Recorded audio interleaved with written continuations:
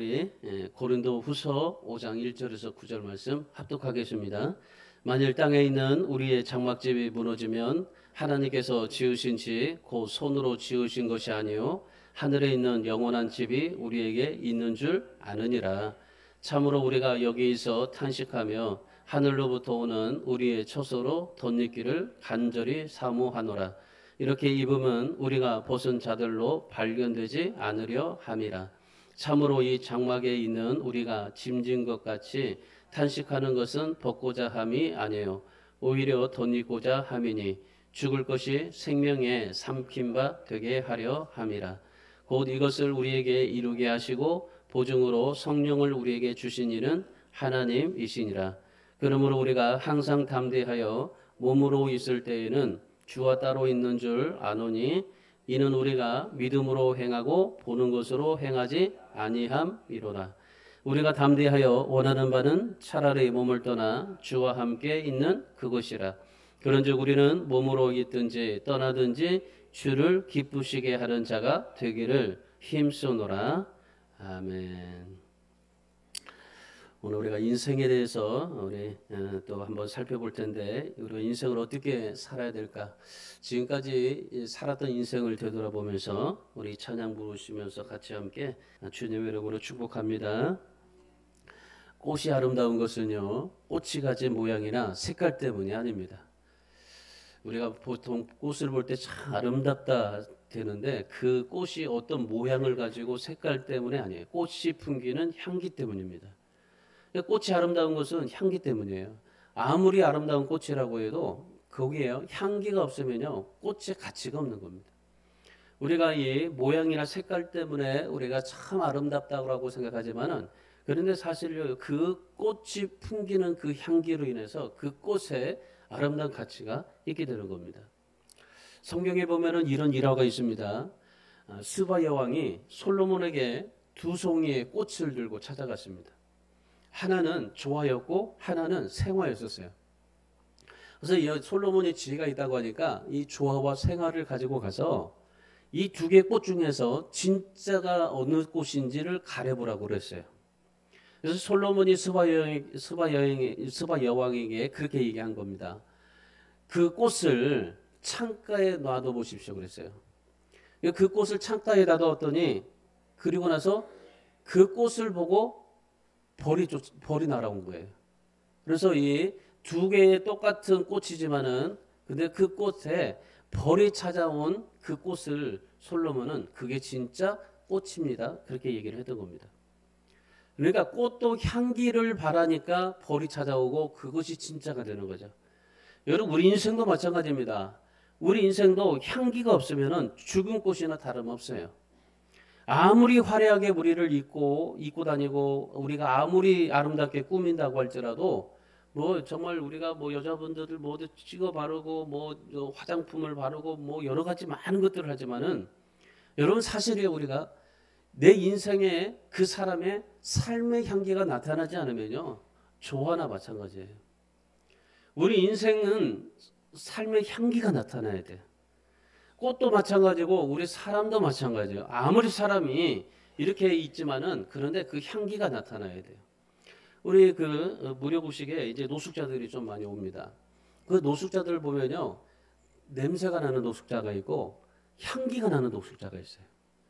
그런데 이 그 향수를 바르고 깨끗하게 씻고 다니니까 그 노숙자가 이게 노숙자일까라는 싶은 마음이 들어져요. 그러니까 똑같은 노숙자지만은 향기가 나는 사람이 있고 그리고 향기가 나지 않는 사람이 있어요. 똑같은 노숙자지만은 그냥 밥을 먹기 위해서 다니는 사람이 있고 예수를 믿으면서 주님이 주신 그 은혜를 누리면서 살아가는 사람이 있더라고요. 그러니까 예수 믿는 사람들도 노숙자들이 있는데 그 노숙자들도요 정말 주님을 믿으면서 주님이 주신 은혜를 누리면서 나그네 생활을 하고 그리고 그렇게 하나님 앞에서 살면 살아가는 모습을 그들이 가지고 있다 이거죠. 여러분 우리가 삶 속에서 인생 속에서 향기가 없으면 진짜 우리가 그냥 뭐 마네킹이나 뭐 별다른 게 뭐가 있겠습니까? 그런데 여러분 외모가 볼품없고 가지고 있는 것이 내게 좀 부족한다 할지라도 여러분 내 삶 속에서 풍겨 나오는 향기 있다면요. 그 향기가 아름다운 인생이 되게 하는 겁니다. 여러분 테레사 수녀를 한번 보세요. 인도에 33년 동안 버려진 아이들을 키웠습니다. 누구도 그렇게 정말 이 버려진 아이들을 뭐 내팽개치지만은 그런데 그 버려진 아이들을 33년 동안 키웁니다. 제가 이번에 6월달에 이제 필리핀을 가게 될 텐데 거기에 코피노 아이들이 있어요. 코피노 아이들은 코리아 필리핀에 섞여진 아이들입니다. 우리나라 남자들이 가가지고 하룻밤 그 필리핀 여자들하고 자서 아이를 낳아요. 그래서 그 나이를 낳은 아이들이 코피노 아이들이에요. 그 아이들이 버려진 채 살고 있어요. 그러니까 그 엄마는요 아이를 낳으면은 그냥 옆집에다가 맡겨버리고 그리고 그 엄마는 그냥 다른 데 가서 또 가서 또 애를 낳아요. 그런 인생을 살아요 이제 필리핀 여자들이. 그러니까 그 옆에 있는 아줌마는 그 아이는 그냥 자기가 길러요. 그냥 이름도 모르고 피도 없고 아무것도 없는데도 그 할머니가 그 옆에 있는 그 놓고 간 그 아이를 키우더라고요. 그러니까 그 버려진 아이들이 얼마나 많은지 모릅니다. 지금 코피노 아이들이 그 필리핀에 엄청나게 많아요. 이 테레사 소녀가 33년 동안 인도에서 버려진 아이들, 그런 아이들을 키웠습니다. 그리고 병자들을 섬기고 20개 이상의 고아원을 세우고 4,700명의 나병 환자들을 섬겼어요. 여러분 이 테레사 소녀가 뭐가 있어서 그들을 이렇게 버려진 아이들, 병자들, 고아원 그리고 그 정말 그 수많은 나병 환자들을 섬길 수 있었던 그 이유가 뭐겠습니까? 이 테레사 소녀에게 어느 날 노벨위원회에서 노벨상을 주겠다고 했어요. 노벨상을 주겠다고 하니까 그가 그렇게 얘기를 했습니다.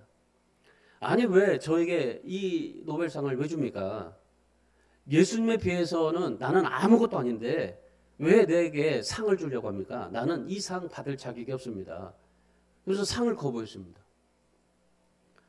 예수님보다도 형편없는 난데 예수님의 삶보다도 형편없는 그런 나의 인생인데 그런 나의 인생 속에 왜 나에게 노벨상을 주려고 하느냐 그렇게 얘기를 한 겁니다.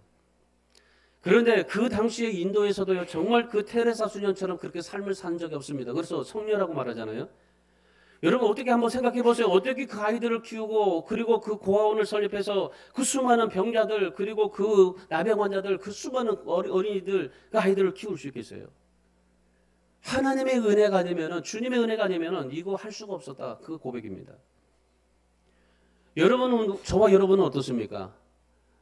여러분의 인생을 지금까지 살면서 뭐 50년, 60년, 70년, 80년을 인생을 살면서 여러분 향기가 나는 인생을 살아가고 있었는지 한번 생각해 보세요.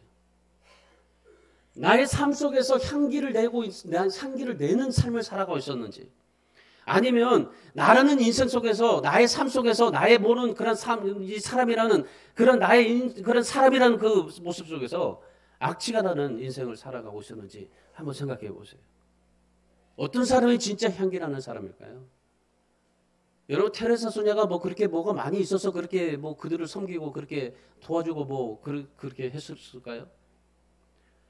여러분 사람이 인생을 사는 목적이 두 가지 있습니다. 첫 번째는 세상에 정처 없이 살다가 인생을 마감하는 그런 나그네 인생이 있습니다. 두 번째 인생은 어떤 인생이냐면요. 목적을 두고 열심히 살다가 본향으로 가는 천국으로 가는 순례자의 인생이 있습니다. 여러분은 어떤 인생 살고 있습니까? 그냥 인생 이 세상에서 정처 없이 살다가 뭐 이것저것 여러 가지 열심히 모든 것을 마음껏 하다가 그러다가 그냥 사라지는 나그네 인생인가? 아니면 정말 내가 하나님 앞에 천국에 대한 목적을 가지고 있다면은 내가 하나님께 목적이 있다면은 그 목적을 두고 열심히 살다가 본향으로 가는 그런 순례자의 인생을 살아가고 있는지 한번 생각해 보십시오. 여러분 우리 그리스도인들은 순례자 인생을 살아가야 됩니다. 우리는 이 땅에서 나그네로 살고 있습니다. 그러나 인생에는요 반드시 목적지가 있어요. 가야 할 집이 있고 영원한 집이 있고 하나님의 영광을 위해서 살아가야 될 우리 인생의 목적이 있는 겁니다.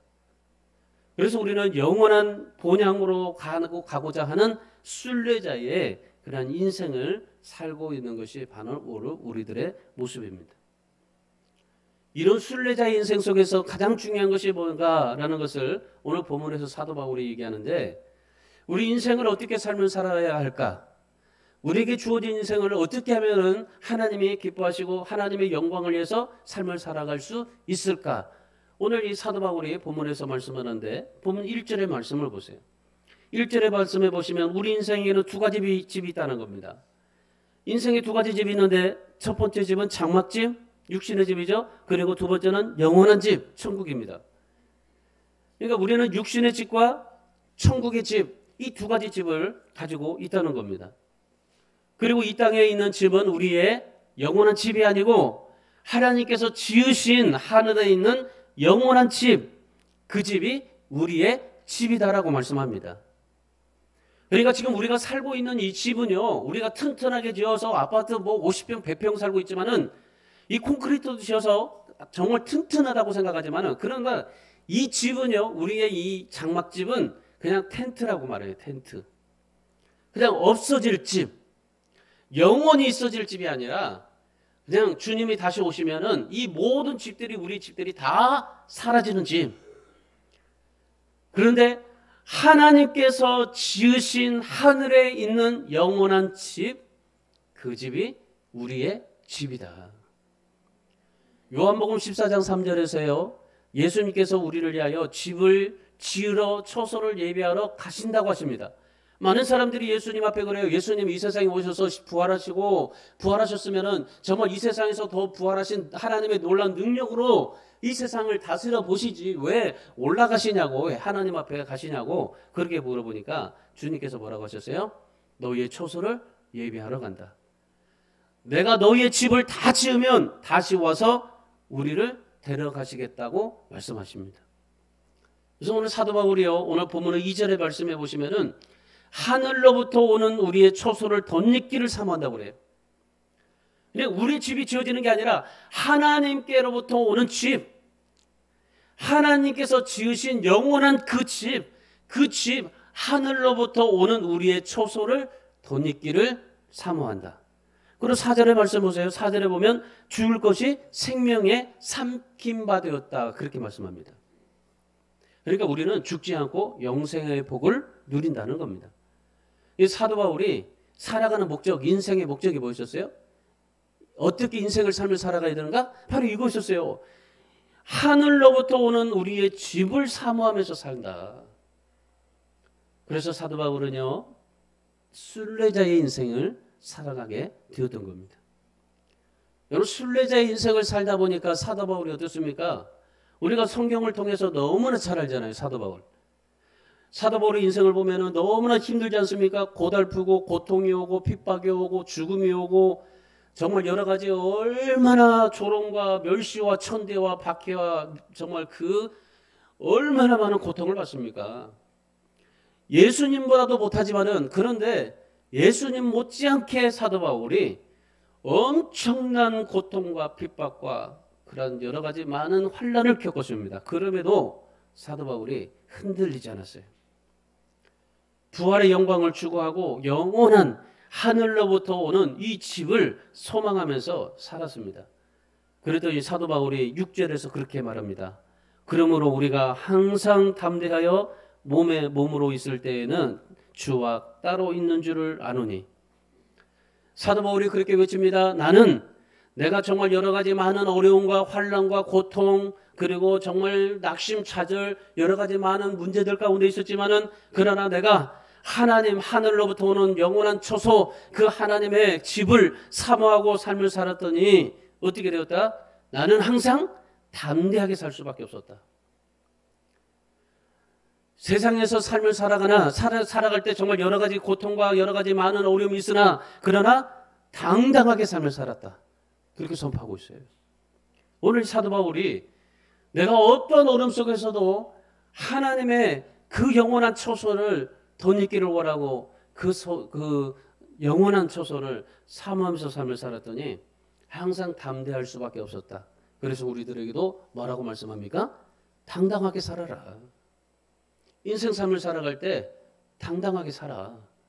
하나님의 자녀이고 우리는 하나님께서 모든 것을 인도해 주시고 하나님의 영광을 위해서 삶을 살아가는 존재이고, 또한 하나님이 우리의 모든 것을 보고 계시고 또한 하나님 앞에 모든 삶을 살아가는 인생이기 때문에 이 세상에 소망을 두고 이 세상에 정말 영원한 집이 아니라 영원한 하나님의 나라에 집을 두고 집을 소망하면서 삶을 살아가고 있기 때문에 그렇기 때문에 세상에서 담대하게 삶을 살아라.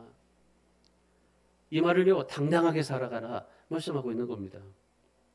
여러분, 오늘 우리가 인생을 삶을 살아가면서 이 사도 바울처럼 정말 이렇게 당당하게 삶을 살아갈 수 있으려면 오늘 우리 성령 강림절인데 이 세상에서 우리가 정말 그 나그네 순례자로 삶을 살아가면서 내 인생을 어떻게 살아갈 수 있을까? 시련과 고통 속에서도 사도 바울처럼 흔들리지 않고 승리하며 살아갈 수 있으려면 어떻게 해야 될까? 오늘 이 정말 세상 속에서도 담대하게 하나님 앞에 삶을 살아가려면 어떻게 해야 될까? 오늘 세 가지 비결을 사도 바울이 말씀해 주고 있습니다. 첫 번째로 우리가 정말 하나님 앞에서 아름다운 인생을 삶을 살아가려면 첫 번째 해야 될 게요, 성령을 보증으로 삼아야 됩니다. 성령을 보증으로 삼으세요. 사도 바울이 그랬어요. 사도 바울은 여러 가지 보는 인생 가운데 성령을 보증으로 삼았어요. 5절 말씀 보세요. 본문 5절의 말씀해 보시면은 곧 이것을 우리에게 이루게 하시고 보증으로 성령을 우리에게 주신 이는 하나님이시니라. 하나님께서 우리가 세상을 살아가는데 혼자 내버려 두지 않게 하셨습니다. 하나님께서 우리가 세상을 살아가는 데서 절대로 나 혼자 세상을 헤쳐나가도록 만들어 주지 않았습니다. 우리에게 성령을 보내주셔서 우리와 함께 살아가도록 하나님은 하셨다는 겁니다. 그래서 성령을 우리의 동행자로 보내주셨다는 겁니다. 그거를 뭐예요? 보증으로 성령을 우리에게 주시는 하나님이시라. 하나님께서 오늘 우리에게 보증으로 성령을 보내주신 겁니다. 그러면 하나님이 보증으로 성령을 보내주셨다면 우리가 이 세상에서 삶을 살아갈 때 나 혼자 힘으로 살아가는 게 아니라 정말 나 혼자 어떻게든지 발버둥치면서 애쓰면서 삶을 살아가는 것이 아니라 보증으로 주신 성령과 함께 삶을 살아가는 것이 우리가 세상에서 승리하는 인생의 승리하는 비결입니다. 오늘 사도 바울이 복음을 전하면서 수많은 어려움을 겪었다고 하지 않습니까? 끊임없이 유대인들의 공격을 너무나 많이 시달려야만 했었어요. 위협도 받았고 죽음의 고비도 넘기고 채찍과 욕도 먹었고 이런 연약한 가운데서도 성령께서 그와 함께 하셨어요. 보증해 주신 겁니다. 사도 바울은 이걸 너무나 잘 아는 겁니다. 하나님께서 보증으로 성령을 나에게 주셔서 내가 어떤 어려움 속에서도 성령으로 하여금 모든 것에 함께 극복하고 이길 수 있도록 인도해 주셨다는 그 사실, 그 한 가지, 그걸 주님 앞에 붙잡고 삶을 산 겁니다. 그러니까 이 사도 바울은요, 여러 가지 모든 인생 속에 어려움이 오면요, 어려움이 와도 돼요. 핍박이 오면 핍박이 와도 돼요. 죽으면 죽으면 돼요. 여러 가지 고통이 오면 고통 받으면 됩니다. 그런데 사도 바울이 한 가지 뭐예요? 성령을 보증으로 삼았다는 거예요. 그러니까 늘 성령이 나와 함께 하심으로 모든 것을 이겨내고 그리고 모든 것을 극복하실 수 있다라는 그런 성령의 보증을 삼은 겁니다. 5절 6절 말씀 보세요. 5절 6절의 말씀에 뭐라고 그래요? 그리스도인들을 누가 보증해 주신다고 그래요? 성령이 보증해 주신다고 그러잖아요. 죽을 때까지 보증해 주시겠다고 하잖아요. 여러분, 이 성령님이 우리를 어떻게 보증하실까요? 첫 번째로 구원을 보증해 주세요. 로마서 8장 16절의 말씀해 보시면은 성령은 우리를 거듭나게 해서 하나님의 자녀가 되게 하신 것을 증언하게 하신다고 그래요. 여러분, 내가 하나님의 자녀가 되게 하는 거는요, 내가 아니에요. 내가 하나님을 믿어서 내가 하나님의 자녀가 된 게 아니라 성령이 우리를 증언하신다고 그래요. 에베소서 4장 30절에서는 성령은 구원의 날까지 인치신다고 그래요. 그러니까 우리가 구원받는 것은 뭡니까? 내가 예수 믿어서 영접해가지고 내가 주님 앞에 주님 믿습니다 해서 구원받은 게 아니라 성령께서 구원의 날까지 인치셨다고 그래요. 성령께서 우리의 구원을 인치시는 겁니다. 두 번째는 기업의 보증이 되게 하신다고 그래요. 에베소서 1장 14절. 성령은 천국의 복을 우리에게 주어서 영광을 찬송하게 하신다고 그래요. 그 다음에 세 번째는 어떤 우리에게 보증하시냐면 중보 기도자로 보증하신다고 그래요. 로마서 8장 26절. 우리가 기도할 때 도우시고 기도가 나오게 하시고 기도의 응답을 듣게 하시고 말할 수 없는 탄식으로 우리를 위하여 간구하신다고 그래요. 그러니까 성령께서는 우리의 중보 기도자가 되시는 겁니다. 그러니까 우리가 기도하는 거예요. 그냥 내가 뭐 기도한다고 해서 기도가 되는 게 아니에요. 성령께서 여러분을 기도가 나오게 하시고, 성령께서 여러분을 기도하게 하시고, 기도 응답을 듣게 하시고, 성령께서 여러분의 간구한 모든 것을 간구를 하나님 앞에 탄식하며 하고 있다는 겁니다. 네 번째, 보혜사가 되십니다. 보혜사로 보증하신다고 그래요. 요한복음 14장 16절의 말씀. 예수께서 다른 보혜사를 너희에게 보내어 너희와 함께하고, 26절에서는요, 모든 것을 가르치고 예수님이 말한 모든 것을 생각나게 하실 것이다. 그래서 성령께서는 우리에게 보혜사가 돼요. 보혜사는 뭡니까? 우리와 함께 하시면서 우리의 모든 것을 가르치시고, 우리의 모든 것을 생각나게 하시고, 우리의 모든 것을 함께 동행하신다는 겁니다. 여러분, 이 성령께서 우리에게 이런 보증을 하신다고 그래요. 구원을 보증하시죠? 우리의 기업에 보증하시죠? 기도에 보증하시죠? 보혜사가 되어서 우리와 함께 하시는 그런 보증을 하시죠? 여러분, 성령께서 우리에게 이런 것만 하신다고 해도 얼마나 우리가 감사합니까? 내가 구원받았죠? 내가 하나님의 나라의 천국의 그런 자녀로서 하나님 앞에 기업이 됐죠? 그리고 우리를 정말 하나님 앞에 보혜사가 되셔서 우리를 도와주시죠? 우리의 기도를 인도해 주시죠? 여러분, 이것만 가지고도 성령의 놀라우심을 우리가 찬양하고, 우리 이 성령을 보증받아서 삶을 살아갈 수밖에 없지 않겠습니까? 여러분, 이런 성령을 보증받으면서 삶을 사세요. 성령께서 이런 보증을 우리에게 하신다고 하셨어요. 근데 이 보증을 누가 하셔요? 하나님께서 우리에게 보내주신 이 성령, 그 성령을 보증받으면서 사세요. 오늘 사도 바울이 그랬어요. 힘들고 어렵고 답답할 때 뭐였어요? 성령을 보증으로 삼았어요. 그래서 내 안에 거하시는 성령을 누리면서 살았습니다. 그리고 성령님을 만나고 성령 안에서 날마다 기쁨으로 살고, 그리고 성령 안에서 담대하게 살고, 성령 안에서 그 모든 것에 당당하게 하나님 앞에 삶을 살았던 사람이 바로 사도 바울입니다. 그래서 저와 여러분도 이 성령을 믿고 성령 안에서 사시고 성령을 누리시고 성령의 보증을 받아서 여러분도 세상에서 힘들고 답답하고 어렵고 낙심될 때 담대하게 당당하게 살아갈 수 있기를 주님의 이름으로 축원합니다. 두 번째, 우리가 인생을 어떻게 삶을 살아야 되냐면요, 믿음으로 행하면서 삶을 살아가야 됩니다. 믿음으로 행하며 살아야 돼요. 본문 7절 말씀 보세요. 이는 우리가 믿음으로 행하고 보는 것으로 행하지 아니합니다. 사도 바울이 눈에 보이는 대로 살지 말라고 합니다. 눈에 보이는 대로 살지 말라는데 왜 눈에 보이는 대로 살지 말라고 합니까?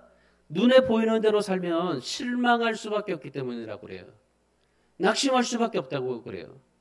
사건이나 환경을 바라보면요, 실망할 수밖에 없어요. 낙심할 수밖에 없어요. 구약시대의 엘리야를 보세요. 엘리야가 하나님의 능력에 힘입어서 바알의 제사장 450명과 대기를 했습니다. 그 바알과 아세라 선지자 450명과 대결을 하면서 엘리야가 기도했을 때 하늘에서 불이 내렸습니다. 그리고 3년 반 동안이나 비가 내리지 않았습니다. 그리고 또 기도했더니 비가 내렸습니다. 그런 하나님의 은혜가 이 엘리야에게 충만했는데, 그런데 그 하나님의 은혜가 말라버리니까 심각한 우울증으로 이 엘리야가 고생을 해요. 그래서 노뎀나무 아래서 하나님께 죽여달라고 기도합니다. 하나님, 왜 나만 혼자 이렇게 애쓰고 나만 혼자 이렇게 고통스럽고 나만 혼자 이렇게 힘들게 신앙생활합니까? 나밖에 없습니다. 지금 남아있는 사람 나밖에 없습니다. 그런데 하나님께서 어떻게 하셨어요? 아니다. 저 동굴 속에 숨어있는 850명의 선지자들도 있다. 여러분, 하나님의 은혜가 많으면 우리가 하나님 앞에 정말 믿음으로 삶을 살다가 이 믿음이 메말라지면 우리도요, 우울증으로 왜 나 혼자밖에 없냐고, 나밖에 없냐고, 그렇게 우리가 우울증으로 하나님 앞에 시달릴 수도 있습니다. 민수기 13장에 말씀해 보시면은 모세가 가나안 땅을 목전에 두고 파란 광야 가데스에서요 12명의 정탐꾼들을 가나안 땅에 보냈어요. 그리고 가나안 땅에 정탐꾼을 보내면서 그 너희가 보고 들은 것들을 그대로 보고 와서 이제 보고하라고 그랬어요. 28절에서 30절 말씀해 보시니까 이 12명의 정탐꾼들이 가가지고 보고를 하는데 10명은 그 땅을 차지하지 못한다. 도저히 그 땅은요 우리가 힘들어서 못 간다. 그 땅은요 너무나 정말 성읍이 견고하고 안악자손도 있고 그리고 정말 이 헤딘, 여부수인, 아모리인 산 지역하고 가나에 있는 해변과 요단가에 거하고 그야말로 진짜 모든 것들을 다 완벽하게 갖추고 있기 때문에 우리는 그 땅을 절대로 차지하지 못합니다. 그랬더니 여호수아와 갈렙은 뭐라고 그래요? 하나님이 함께 하시면 능히 차지할 수 있습니다. 여러분 똑같은 상황입니다. 똑같은 환경입니다. 12명의 정탐꾼이 똑같이 가나안 땅을 봤어요. 똑같은 상황과 환경과 처지에서 똑같이 봤어요. 근데 10명은 안 되고 2명은 되는 겁니다. 왜 10명은 안 되고 2명은 될까요? 그게 차이점이 눈으로 봤기 때문에 그래요. 눈으로 보이는 것만 봤기 때문에 그래요. 10명은 안 되는 이유가 자기들의 눈으로만 봤어요. 하나님께서 약속하신 가나안 땅에 족과 꿀이 흐른다라는 것을 보지 못하고 그들의 보는 것은 뭐예요? 그런 이 환경과 여건과 그 모든 그런 이 가나안 땅의 현실을 봤어요. 그러니까 눈으로 보이는 것만 봤어요. 그랬더니 결국에 어떻게 했습니까? 이들은 가나안 땅에 들어가지 못했습니다. 그러나 믿음으로 봤던 여호수아와 갈렙은 믿음으로 가나안 땅에 들어가게 됩니다. 여러분 주어진 상황, 현실 보지 않았어요. 일하시는 하나님을 보았어요. 가나안 땅에 들어가고 정말 위대한 인물이 될 수 있었던 비결은 바로 그겁니다. 눈으로 보는 것을 보지 않고 하나님을 보고 일하시는 하나님을 보고 그 모든 하나님의 그런 믿음으로 하시는 모든 것들을 보았기 때문에 그래요. 여러분 오늘 우리도 마찬가지입니다. 우리가 지금 이 세상을 살아가면서 얼마나 힘듭니까? 세상 살면서 정말 참 주님이 오실 때가 됐다라고 느끼질 만큼 세상이 타락하고 있어요. 지금 우리나라에요 마약이 얼마나 많은지 모릅니다. 근데 마약이요 이제 우리 뭐 옛날에는 주사로 맞았잖아요. 지금은 이제 알약으로 나와요. 그래가지고 혹시나 행여나요 이 알약 감기약으로 잘못 먹으면요 마약이 중독돼 버리는 거예요. 그러니까 지금 우리나라가 엄청난 마약이 지금 이루어지고 있는데 지금 뭐 이 연예인들도 마찬가지예요. 연예인들이요 이 마약을 안 하면은 이 제정신이 아니라고요. 그 뭐 연기를 못 한다고 그래요. 그러니까 그걸 먹어야만이 뭐 연기를 하고 뭐 이제 뭐 그 여러 가지 뭐는 인생을 살 수밖에 없다고 그러는데. 그러니까 여러분 지금 이 마약이 엄청나요. 아마 우리나라가 이제 몇십 년 되면요 마약 천국이 될 수 있을 것 같아요. 자녀들은요 이제 그것에 노출돼서 살 수 있을 것 같아요. 여러분 우리가 하나님 앞에 삶을 살아갈 때요 세상 사람들과 달라야 됩니다. 우리 그리스도인들은 세상 사람들과 다르게 살아야 됩니다. 세상 사람들은 주어진 상황이나 현실을 눈으로 보고 살지만 그러나 우리 그리스도인들은요 어려울 때 어려울수록 믿음의 눈으로 볼 수 있어야 돼요. 일하시는 하나님을 볼 수 있어야 돼요. 불가능하다고 생각이 될 때 우리는 믿음으로 보고 믿음으로 삶을 살아갈 수 있어야 됩니다. 우리가 하나님 앞에 삶을 살아갈 때 우리가 정말 세상 사람들은 눈으로 보고 눈으로 판단하고 눈으로 모든 것을 말하지만 그런데 우리는요 하나님을 봐야 돼요. 하나님을 보고 하나님을 의지하고 하나님을 바라보고 삶을 살아갈 수 있어야 돼요. 여러분 세상에 어중간하게 살면요 그럴 수밖에 없어요. 여러분 우리 인생은요 세상 사람들과 달라야 되고 그리고 세상 사람들과 다르게 살아야 됩니다. 어중간하게 살면 안 됩니다. 여러분 신앙 어정쩡하게 살면 안 돼요. 믿음으로 세상을 보고 믿음으로 행하면서 삶을 살아야 됩니다. 우리 그리스도인들은 세상 사람과 다르게 세상 사람들은 눈으로 보지만은 우리는 믿음으로 봐야 돼요. 믿음으로 행하면서 삶을 살아야 돼요. 오늘 사도 바울이 그랬습니다. 세상 사람들은 다 저마다 세상 속에서 정말 모든 것을 추구하지만은 그런데 이 사도 바울은 믿음으로 행하고 믿음으로 삶을 살았어요. 그러니까 자기가 가지고 있는 모든 것들을 다 배설물 여기고 오직 하나님의 나라를 위해서 하나님의 일을 위해서 삶을 살아갔던 이 사도 바울의 모습을 보게 됩니다. 오늘 본문의 2절과 3절의 말씀을 보십시오. 이 말을 자세하게 살펴보면요. 우리가 이 세상에서 우리가 어렵고 탄식할 상황들이 가지고 있을 때 이런 상황이 우리에게 나타날 때 뭐 하라는 거예요? 믿음을 지키라는 거죠. 믿음을 지키고 그리고 믿음을 지켜 살면 천국의 상태로 덧입힌다고 말씀하시는 거예요. 우리가 세상에서 믿음으로 살면 천국의 상태가 우리에게 덧입혀진다. 그러니까 우리가 천국의 삶을 살아가려고 애쓰는 게 아니라 내가 하나님 앞에 정말 여러 가지 많은 인생의 믿음으로 살아보려고 했을 때 천국의 그 상태가 나에게 덧입혀진다. 그러니까 여러분, 하나님은요, 우리에게 주님이 말씀하시는 게 우리에게 뭐라고 말씀하시는 거예요? 너희들 새 옷을 입으라고 말씀하지 않아요. 새 옷을 입으라고 말씀하는 게 아니라 우리가 지금 입고 있는 이 옷에 새 옷을 그 위에 덧입으라고 말씀하고 계시는 거예요. 그러니까 내가 가지고 있는 이 옷을 다 벗어버리고 그냥 주님의 그런 새 옷을 입는 게 아니라 내가 지금 입고 있는 이 옷, 옛 옷, 이 옷에 새 옷으로 덧입히라. 그러니까 지금 사도 바울은 뭐래요? 우리가 지금 여러 가지 많은 인생에 힘들고 답답하고 낙심이 되지만 그러나 믿음으로 살면, 믿음으로 덧입혀지면은 천국의 상태가 우리에게 덧입혀지게 된다. 말씀하고 계시는 거예요. 여러분, 다시 말하면요, 이 세상에서 우리가 경험하고 있는 감정, 의지, 생각들, 이런 것들이요, 내 안에서 지워지고 내 안에 새로운 감정과 의지가 내게 덧입혀지게 되는 거예요. 그래서 우리가 하나님 앞에 삶을 살아갈 때 내가 가지고 있었던 그런 감정과 의지, 그런 지정이가 아니라 믿음으로 덧입혀졌을 때에 그때 천국의 상태로 덧입혀지게 된다라는 겁니다. 여러분, 교회 안에서도요, 교회를 다니는데도 예수를 믿지 않는 사람들 많습니다, 사실. 예수님의 십자가를 믿는데요, 부활을 믿지 않는 사람 여러분 많습니다. 여러분, 초대교회 성도들이 그랬어요. 초대교회 성도를 보면 사도행전 12장에 말씀해 보시면은 헤롯이 베드로를 잡아다가 목에 가뒀습니다. 교회 성도들은요, 이 베드로를 위해서 간절히 기도했습니다. 왜냐하면 지금 이제 헤롯이 그 초대교회 이제 핍박을 하고 요한도 죽였잖아요.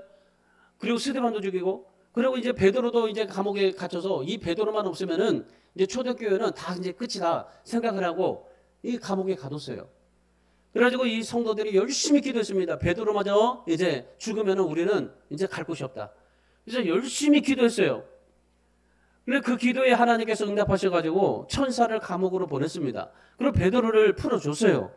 그리고 나서 베드로가 열심히 지금 기도하고 있는 그 교회로 갔어요. 그래서 문을 두드렸습니다. 노데라 하는 여자가 베드로의 음성을 듣고 나왔어요. 너무나 기뻤어요. 베드로가 나왔다고, 풀려났다고 얼마나 기뻤는지 몰라요. 그래서 문을 열어줘야 되는데 너무나 기쁜 나머지 문도 안 열어주고 그냥 가가지고 제자들 앞에서 베드로가 왔습니다 그래요. 베드로가 왔다고 하니까 지금 이 성도들은 뭐 하고 있어요? 지금 베드로를 위해서 베드로가 풀려나기를 기도하고 있었어요. 그러니까 베드로가 왔다고 하니까 뭐라고 합니까? 그들이 뭐라고 그래요? 15절 말씀해 보세요. 미쳤다고 그래요. 미쳤다고. 아니, 지금 베드로가 감옥에 있는데 어떻게 베드로가 여기 올 수 있느냐고 지금 미쳤다고 그래요. 그 저기 노데라 하는 여자한테. 이게 현실입니다. 설마 우리가 기도했는데 저기 베드로가 지금 기도했는데 왔겠느냐 이 말이에요. 아니, 진짜 왔습니다라고 얘기하니까 뭐라 그래요? 그러면 천사가 왔겠지. 여러분, 이것이 이 신앙의 현주소입니다. 여러분, 우리가 진짜 믿음으로 행하지 않으면요, 우리도 마찬가지예요. 하나님 앞에서 우리가 정말 기도한다고 교회에 모여 있지만은 그러나 진짜 믿음으로 행하지 않으면은 어떻게 돼요? 미쳤다고 그래요. 천사가 왔다고 그래요. 지금 베드로를 위해서 풀려나게 해달라고 기도하고 있는 그 초대교회 성도들. 근데 베드로가 풀려나서 왔는데도 불구하고 그런데 미쳤다고 합니다. 여러분, 우리가 인생을 살아가는 데 중요한 것은 바로 믿음으로 행하는 겁니다. 우리가 믿음을 갖는 것보다도 믿음으로 행하는 것이 우리에게 중요한 거예요. 오늘 사도 바울이 보세요. 내가 믿음이 얼마나 있느냐, 믿음이 얼마나 크냐, 믿음이 얼마나 세냐, 이 믿음의 능력이 있느냐, 이게 아니라 믿음으로 행하는 것. 믿음으로 행하지 않으면 마치 이 베드로가 정말 베드로를 위해서 기도하고 있는 그 성도들과 똑같아요. 베드로가 풀려났는데도 불구하고 미쳤다라고 말하는 그런 성도들과 별다를 게 없는 겁니다. 여러분, 우리는 믿음만 가지고 있으면 되지 않아요. 믿음으로 행하는 삶을 살아갈 수 있어야 돼요. 오늘 사도 바울이 그래요. 야, 믿음만 가지고 있다고 다 하지 말아라. 귀신들도 믿고 떠든다 그래요. 그러니까 뭐래요? 사도 바울이 믿음으로 행하면서 살아야 된다. 믿음으로 행하면서 살아가려면 나 중심적인 것을 포기해라. 하나님 중심대로 삶을 살아가라. 눈에 보이는 것으로 살지 말아라. 믿음으로 보고 믿음으로 행하고 믿음으로 기도하라. 그래서 여러분, 오늘 우리가 어렵고 힘든 세상, 또 우리 교회도 많이 힘들지만은 믿음으로 행하며 믿음으로 승리하는 우리 모든 성도들이 다 되시기를, 여러분의 인생이 되시기를 주님의 이름으로 축원합니다. 마지막 세 번째는요, 인생을 어떻게 살아야 되냐면 주님을 기쁘시게 하는 자가 되어야 됩니다. 본문 9절 말씀 보세요. 그런즉 우리는 몸으로 있든지 떠나든지 주를 기쁘시게 하는 자가 되기를 힘쓰노라 그래요. 여러분, 우리 인생에는 분명한 목적이 있어야 됩니다. 여러분의 인생의 목적은 무엇입니까? 더 나은 신앙생활입니까? 돈입니까? 권세입니까? 능력입니까? 아니면 뭡니까? 사도 바울의 인생의 목적은요, 살든지 죽든지 주님을 기쁘시게 하는 것이었습니다. 주님을 기쁘시게 하기 위해서는요, 권세도 필요 없었어요. 주님을 기쁘시게 하기 위해서는 물질도 명예도 학벌도 건강도 다 배설물로 여겼습니다. 그야말로 모든 것을 다 배설물로 여기고 오직 주님을 기쁘시게 하는 것, 그거 한 가지만으로도 인생의 목적을 삼고 삶을 살았어요. 인생의 여러 가지 많은 것을 우리는 추구하고 이루려고 하고 여러 가지 많은 그런 목표를 설정하고 거기에 목표를 달성하려고 애쓰지만 사도 바울의 목표는요, 주님을 기쁘시게 하는 것, 얼마나 많이 하나님을 기쁘시게 하는 것, 하나님을 어떻게 해든지 기쁘시게 해드리는 것, 하나님을 기쁘게 해드리기 위해서는 모든 것들, 이것도 저것도 다 하나님 앞에서 정말 기쁘시게 하기 위해서만을 찾아다니고 애쓰면서 살았던 사람이 사도 바울입니다. 여러분, 우리가 하나님을 정말, 우리도 하나님을 기쁘시게 하기 위해서 얼마나 애쓰는지 모릅니다. 저도 목회하고 나서 정말 여러 가지 많은 신앙이 있지만은 저는 하나님이 기쁘시게 하는 일이라면 뭐든지 해요. 하나님이 기뻐하는 일이라면은 정말 뭐 크든지 상관없습니다. 작든지 상관없습니다. 지금 우리 교회 보십시오. 지금 교회가 커서 뭐 무료고식을 합니까? 큰 교회도 하지 못하는 무료고식을 우리가 어떻게 해요? 일주일에 한 번씩 이 독거노인들을, 그리고 그 노숙자들에게 도시락급식을 하고, 그리고 또 무료고식을 하는데, 우리가 한 70명 정도 이렇게 무료고식을 하면서 어떻게 할 수가 있어요?